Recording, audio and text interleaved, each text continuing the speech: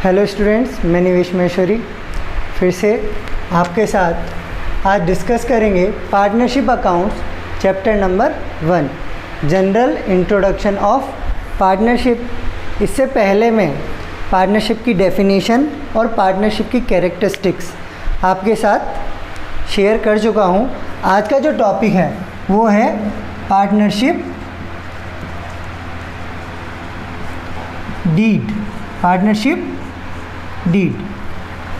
Deed हम बोलते हैं किसी भी समझौते को, किसी भी कॉन्ट्रैक्ट को हम डीड बोलते हैं। तो पार्टनरशिप डीड क्या होगा? Contract between partner. Contract between partner के आगे एक वर्ड और लगा रहा हूँ मैं, रिटर्न कॉन्ट्रैक्ट, और यू में से agreement, written agreement between partners is called partnership deed. मैंने कल आपसे बात की थी कि पार्टनर्स के बीच में एग्रीमेंट जो है वो ऑरल और रिटन दोनों हो सकता है। तो अगर ऑरल एग्रीमेंट होता है तो उनमें बहस ज़्यादा होती है, लड़ाई झगड़े ज़्यादा होते हैं और उन्हें कोर्ट जाना पड़ता है। लेकिन अगर एग्रीमेंट रिटन है तो अगर कोई भी डिस्प्यूट होता है तो वो उस रिटन एग्रीमेंट को पढ़कर अपने डिस्प्यूट को सॉल्व कर सकते हैं। तो हम देखते हैं कि पार्टनरशिप डीड में लिखा क्या क्या होता है। पार्टनरशिप डीड के मेन कंटेंट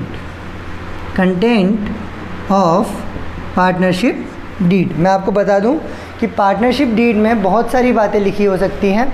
उनमें से कुछ इंपॉर्टेंट बातें हम डिस्कस करेंगे। पहला, first is name and address of partnership firm. Partnership firm का नाम, मतलब पार्टनर्स किस नाम से बिजनेस करना चाहते हैं और उसका एड्रेस क्या है। सेकंड है name and address of partners. Partners का इंडिविजुअल नाम, इंडिविजुअल एड्रेस यहाँ पे लिखेंगे। Capital contribution by partners. फिर हो सकता है हमारे पास प्रॉफिट शेयरिंग रेशो। पार्टनर्स किस रेशो में प्रॉफिट शेयर करेंगे, profit sharing ratio. Profit sharing ratio equal भी हो सकता है। For example A and B दो पार्टनर हैं, ये 50-50% प्रॉफिट को डिवाइड करते हैं तो इनका रेशो हो गया 1:1, 1/2।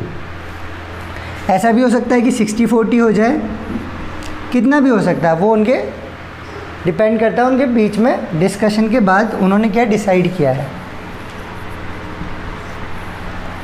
फिर है ऑडिटिंग। ऑडिट किससे कराएंगे, कैसे कराएंगे? Settlement of dispute. Settlement of dispute, अगर कोई डिस्प्यूट पार्टनर्स के बीच में हो जाता है तो उसका डिस्प्यूट कैसे करेंगे। तो इसमें क्या लिखना है, जैसे कोर्ट जाना है या किसी ऐसे इंसान को बुला लेंगे जो हमारे बीच में सेटलमेंट करा देगा। ये सब बातें इस वाले कॉलम में लिखी होती है। इसके बाद आप देखेंगे सेटलमेंट के बाद कैलकुलेशन ऑफ गुडविल। गुडविल की कैलकुलेशन कैसे होगी? गुडविल की कैलकुलेशन होती है जब कोई नया पार्टनर आता है या कोई पार्टनर रिटायर हो जाता है या किसी पार्टनर की डेथ हो जाती है या हम अपने बिजनेस को सेल आउट करते हैं, तब गुडविल की कैलकुलेशन होती है। तो गुडविल की कैलकुलेशन के बहुत सारे मेथड होते हैं। तो किस मेथड से गुडविल को कैलकुलेट करेंगे वो इस वाले कॉलम में लिखा जाता है। एडमिशन ऑफ ए पार्टनर, कोई पार्टनर आएगा तब क्या क्या करेंगे। Retirement and death of A partner, कोई पार्टनर मर जाता है या रिटायर हो जाता है तब क्या क्या करेंगे। ये सब बातें पार्टनरशिप डीड में लिखी होती हैं। इसके अलावा भी बहुत सारी बातें पार्टनरशिप डीड में लिखी हो सकती हैं। फॉर एग्ज़ाम्पल लोन और एडवांस। एक पार्टनर है, अगर एडवांस दिया है या पार्टनरशिप फर्म को लोन दिया है तो उसकी जो इंटरेस्ट रेट है वो क्या होगी। Salary, commission. अगर कोई पार्टनर एक्स्ट्रा वर्क करता है फर्म के लिए, तो क्या उसे अलग से कोई सैलरी मिलेगी? मिलेगी तो कितनी मिलेगी, उसको स्पेसिफिक पार्टनरशिप डीड में लिखा जाता है। ठीक है, अगर पार्टनर को एक्स्ट्रा वर्क करता है तो उसको कितना कमीशन मिलेगा, ये सारी बातें भी लिखी जाती हैं। Interest on capital, interest on capital अगर मिलेगा तो किस रेट से मिलेगा? इंटरेस्ट ऑन ड्राइंग चार्ज करेंगे तो किस रेट से चार्ज करेंगे? अगर कोई पार्टनर पैसा ले जाना चाहता है, पैसा विड्रॉ करना चाहता है, तो ड्राइंग की मैक्सिमम लिमिट कितनी है, ये बात भी पार्टनरशिप डीड में लिखी हो सकती है। तो आप देखें, कॉमन बातें हैं जो पार्टनर्स के बीच में डिस्प्यूट को क्रिएट ना करें। अगर कोई डिस्प्यूट होता है तो पार्टनर पार्टनरशिप डीड को चेक कर सकते हैं और पार्टनरशिप डीड से उस डिस्प्यूट को सॉल्व कर सकते हैं, इसीलिए पार्टनरशिप डीड को बनाया जाता है। Number 15, settlement of accounts. Accounts का सेटलमेंट कैसे होगा? Duration of partnership, duration of partnership, partnership कितने साल के लिए होगी, मतलब वो पार्टनर कितने साल काम करना चाहते हैं। Rights and duties and liabilities of partner, किस पार्टनर को क्या काम देंगे, कौन सा पार्टनर कौन सा काम करेगा, ये सब लिखा रहता है। और फिर है हमारे पास सेटलमेंट ऑफ अकाउंट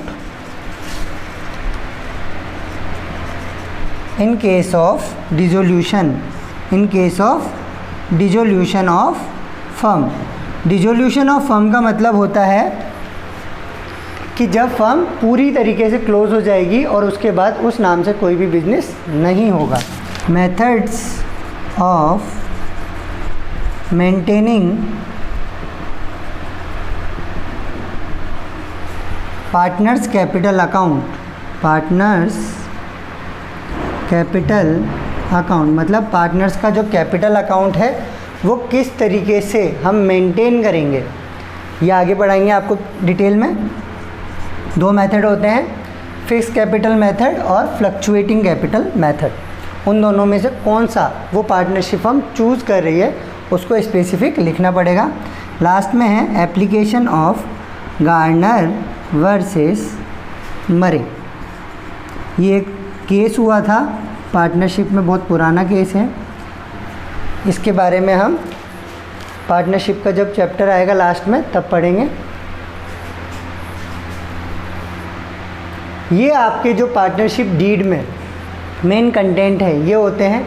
इससे ज़्यादा या इससे कम भी पार्टनरशिप फर्म अपने अकॉर्डिंग ऐड या लेस कर सकती है। ज़रूरी नहीं है कि सारे पॉइंट ही हों, इससे ज़्यादा भी हो सकते हैं और इससे कम भी हो सकते हैं। तो आप देखें provisions in the absence of partnership deed, मतलब अगर पार्टनरशिप डीड नहीं होगी तो क्या होगा। हमने पहले ही बात कर ली कि पार्टनरशिप डीड का होना कंपलसरी नहीं है। ओरल एग्रीमेंट के केस में पार्टनरशिप डीड नहीं होगी, रिटर्न एग्रीमेंट के केस में पार्टनरशिप डीड होगी। तो जो पार्टनर्स ओरल एग्रीमेंट चूज़ करते हैं और पार्टनरशिप डीड नहीं बनाते हैं उस केस में क्या होगा वो हम बात करने वाले हैं। अगर पार्टनरशिप डीड होगी तो वही बातें मानी जाएंगी जो पार्टनरशिप डीड में लिखी हुई हैं, लेकिन अगर पार्टनरशिप डीड नहीं है तो क्या होगा उस बारे में हम बात कर रहे हैं। तो आप देखें फर्स्ट जो पॉइंट है इसका वो है partners profit sharing ratio. Profit sharing ratio will be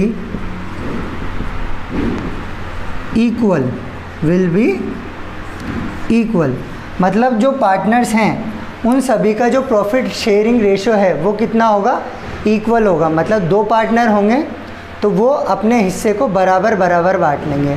चार पार्टनर होंगे तो वो चारों अपने हिस्से को चारों में ही बराबर बराबर बांट लेंगे। चाहे किसी ने कैपिटल ज़्यादा लगाई हो, चाहे किसी ने कैपिटल कम लगाई हो, चाहे किसी ने ज़्यादा काम किया हो, चाहे किसी ने काम नहीं किया हो, कोई भी केस हो, लेकिन अगर क्लियरली स्पेसिफिक नहीं लिखा हुआ है पार्टनरशिप डीड में तो प्रॉफिट शेयरिंग रेशो होगा इक्वल। कुछ बच्चे यहाँ पर आंसर में 1:1 लिख देते हैं, ये गलत लैंग्वेज है। 1:1 नहीं लिखना है, आपको लिखना है profit sharing ratio will be equal. Second जो पॉइंट है हमारे पास वो है interest on capital will be nil, मतलब interest on capital will not be provided. किसी ने कितनी भी कैपिटल लगाई हो, अगर पार्टनरशिप डीड में कैपिटल के बारे में कुछ नहीं लिखा हुआ है या पार्टनरशिप डीड नहीं है, उस केस में इंटरेस्ट ऑन कैपिटल होगा 0, मतलब हम पार्टनर्स को इंटरेस्ट ऑन कैपिटल नहीं देंगे। फिर है interest on drawing will not B charged, will not B charge, मतलब हम पार्टनर से इंटरेस्ट ऑन ड्राइंग चार्ज नहीं करेंगे। अगर इंटरेस्ट ऑन ड्राइंग के बारे में कुछ भी नहीं लिख रखा है तो इंटरेस्ट ऑन ड्राइंग भी होगा नील। ये इम्पॉर्टेंट है, अक्सर पूछा जाता है।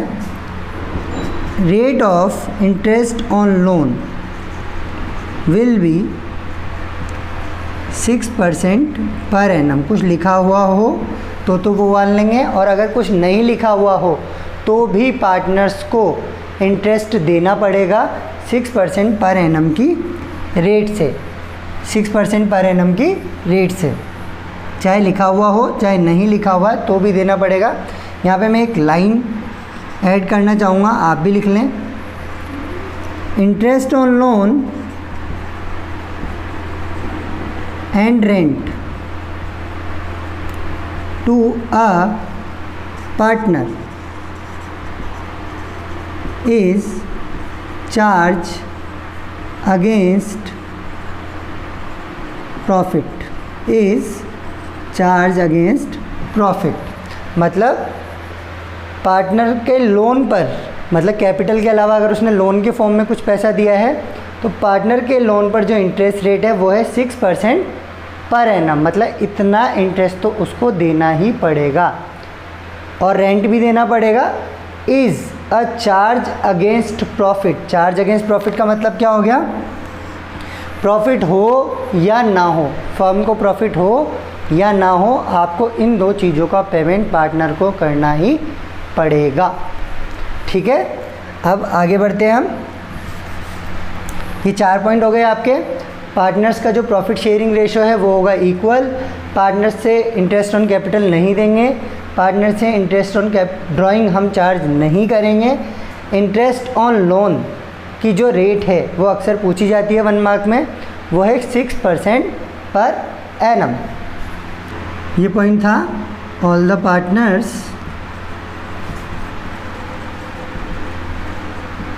Can inspect books of accounts. फिर है all the partners can participate in the business of firm. इसके बाद है no salary commission will be provided to any partner। Last वाले पॉइंट का मतलब क्या हुआ कि किसी भी पार्टनर को सैलरी या कमीशन नहीं दिया जाएगा। कब? जब पार्टनरशिप डीड नहीं है तब। अगर पार्टनरशिप डीड है और उसमें लिखा हुआ है कि इस पार्टनर को इतने रुपए देने पड़ेंगे, तो अगर प्रॉफिट होगा तो हम दे देंगे, प्रॉफिट नहीं होगा तो नहीं देंगे। लेकिन अगर कुछ नहीं लिखा है या पार्टनरशिप डीड ही नहीं है तो किसी पार्टनर ने अगर एक्स्ट्रा काम किया भी है तो भी उसे किसी भी तरीके की सैलरी या कमीशन हम नहीं देंगे। ठीक है, इस वाले टॉपिक में ढंग से पढ़ें। ये 2 मार्क्स में सारे पॉइंट्स भी पूछे जाते हैं कभी कभी, और 1 मार्क में कोई सिंगल पॉइंट पूछा जा सकता है।